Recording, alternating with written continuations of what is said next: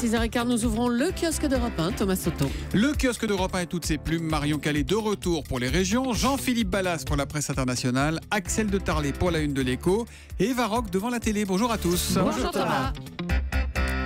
On commence avec vos quotidiens nationaux. Valls face à l'échec de la lutte contre le chômage, titre Les Échos. Même sujet et même échec, mais attribué cette fois à François Hollande en une du Figaro. La courbe du chômage donne du fil à retordre au gouvernement, écrit aujourd'hui en France, qui l'a dessinée, cette courbe, et de fait, c'est une flèche qui n'en finit pas de grimper. Aujourd'hui, qui révèle aussi, et le sujet est à la une, le dispositif de pastilles colorées mis en place par Ségolène Royal pour lutter contre les pics de pollution, mais, et la précision est importante, mais ce sont les villes qui décideront de jouer le jeu ou non, en réservant ou non certains secteurs aux seules voitures propres. Une préoccupation commune en une de l'Opinion et de Libération. Comment Daesh finance son djihad, s'interroge le premier, qui nous raconte qu'une partie du staff financier de l'État islamique est installée à Mossoul, dans le nord irakien. Raquettes et extorsions, pétrole, mais aussi coton et phosphate nourrissent son budget. Libé, de son côté, a cherché à savoir comment les djihadistes se comportaient à Palmyre. Pour l'instant, ils épargnent population et patrimoine, ils ont rétabli l'électricité et Internet, ils respectent le site antique, ils donnent des moyens pour l'hôpital, mais c'est un profil bas très stratégique, décrypte le quotidien. Daesh qui cherche à gagner la confiance des habitants, résumé de Laurent Geoffrin dans son éditorial. On peut être barbare et intelligent. À la une des régions, Marion Calais, quelles sont les unes les plus marquantes dans la presse quotidienne régionale ce matin? Celle qui interpelle le plus, c'est celle de la Provence. La France fabrique de djihadistes. Le député socialiste des Bouches-du-Rhône, Patrick Menucci, rend aujourd'hui un rapport à l'Assemblée nationale alors que 1700 Français sont déjà partis combattre. Et si la nouvelle hausse du chômage s'invite aussi à la une de vos quotidiens régionaux, il y a également quelques bonnes nouvelles, comme dans l'Union qui assure que le Boncoin.fr va s'installer à Reims et recruter 80 personnes. Et avec le Courrier Picard, là franchement, on tombe des nues. On n'a même pas encore eu le temps de prendre des vacances que déjà on parle de la rentrée scolaire. Les commerçants la préparent déjà dans les supermarchés et les librairies de la région d'Amiens. C'était bien les vacances. Les achats de fournitures sont de plus en plus précoces. J'ai pas assez bronzé, je trouve. L'histoire du jour se lit dans Ouest France avec une veste qui peut vous sauver la vie. D'où son nom, Life Vest, la veste de vie créée par une société allemande et qui vient tout juste d'être prise en charge par l'assurance maladie en France. 7 modèles ont été posés, dont 3 à Rennes, et Cédric témoigne de son bonheur de pouvoir vivre presque normalement, lui qui, il y a 15 jours, a été victime d'un grave accident cardiaque. Cette veste, c'est en fait une sorte de brassière de 200 grammes qui se fixe au plus près du corps, quasi invisible sous un t-shirt. Elle est reliée à un petit ordinateur accroché à la ceinture et elle enregistre en continu le rythme cardiaque. Au moindre problème, les électrodes vont déclencher le choc électrique pour relancer le cœur, un défibrillateur intégré en quelque sorte qui donne le temps aux médecins de savoir comment le cœur se remet d'un accident, si un défibrillateur doit être implanté dans le corps du patient ou pas. Cédric qui parle même dans Ouest France de cette veste comme de son ange gardien. Un peu un pansement cardiaque après un problème en fait, cette veste. Exactement.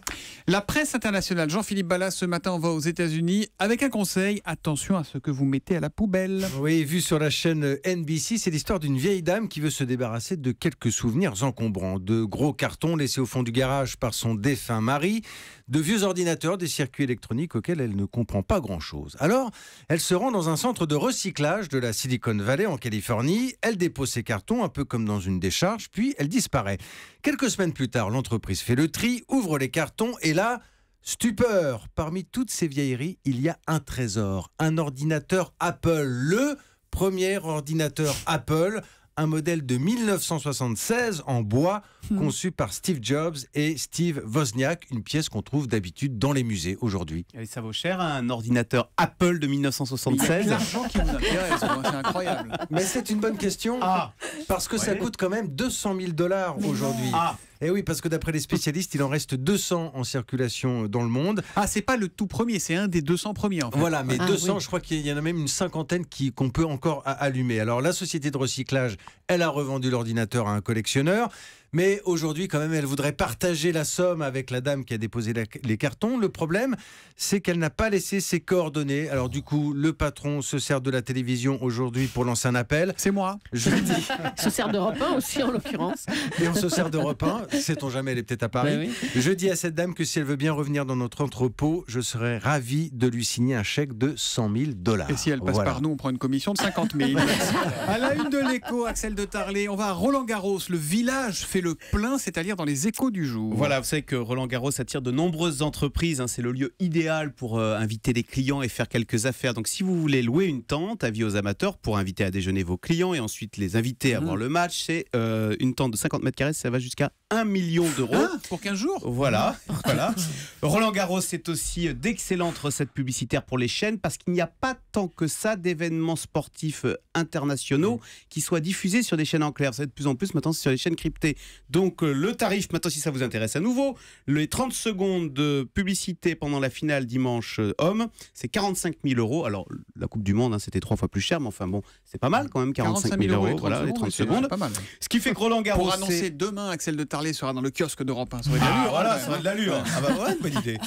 Ce qui fait que Roland-Garros génère 187 millions d'euros de recettes, en hausse de 7%. Mais Roland-Garros, côté dépenses, je vais juste terminer par ça, a d'énormes chantiers, puisque vous savez que ce site est trop petit et que si Roland-Garros veut conserver sa dimension internationale, ils ont d'énormes travaux à faire. Mais ils se heurtent aux associations de riverains et aux associations de conservation du patrimoine. Mais ça fait des siècles, ça, non? Voilà, et ben ça continue.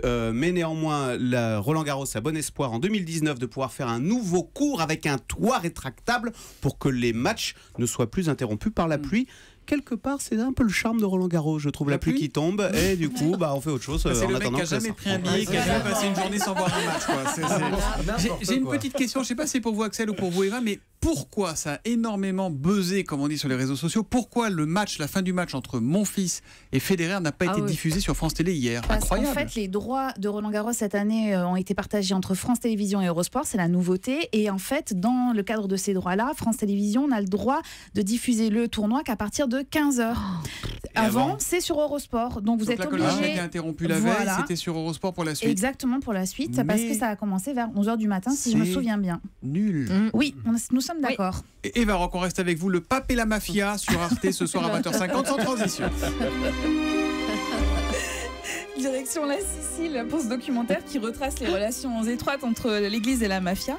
Je ne sais pas si vous vous souvenez, c'était il y a quasiment un an, le 21 juin 2014, le pape François excommuniait l'organisation criminelle. Alors ça avait été un geste très fort parce que le discours avait été notamment prononcé en Calabre, là où la Ndrangheta, comme on dit, une branche de la mafia est encore ultra présente et ultra puissante. Alors le discours était important, mais enfin ça n'a pas servi à effacer des décennies de connivence. Il suffit d'écouter le père Fritita qui n'hésita pas à aller prier avec Alieri, qui était un des gros bonnets de la mafia. Je m'occupe du péché. Alors je lutte contre la mafia, tout comme je lutte contre l'avortement, le divorce ou tout autre péché. Mais je ne lutte pas contre les pécheurs. Je vais vers eux. Je dois en faire des amis. Voilà, c'est toute l'ambiguïté en fait qui est au cœur des relations entre l'Église et la mafia. Vous ajoutez à ça une bonne dose de politique via les chrétiens démocrates et alors vous obtenez le triptyque diabolique. On sourirait presque à entendre les histoires du maire de Palerme, Leoluca Orlando. De nombreux maires qui ont occupé ce siège avant moi étaient amis avec les patrons de la mafia. Attendez, je me trompe. En effet, un des maires n'était pas ami avec les mafieux puisqu'il était lui-même un des boss de la mafia. Voilà. Alors on en sourirait presque, ça ressemble à un film, sauf que c'est la réalité. Exactement, et que les prêtres anti-mafia sont encore aujourd'hui menacés, voire assassinés, parce que notamment ils refusent de payer de l'argent à la mafia. L'enquête, elle est assez effarante, elle est menée par un historien et journaliste anglais qui s'appelle John Dickey, alors qui maîtrise totalement le sujet. C'est hyper dense, très documenté. Alors le seul petit bémol, c'est qu'il se met très en scène dans le documentaire, c'est un peu à l'anglaise, façon britannique.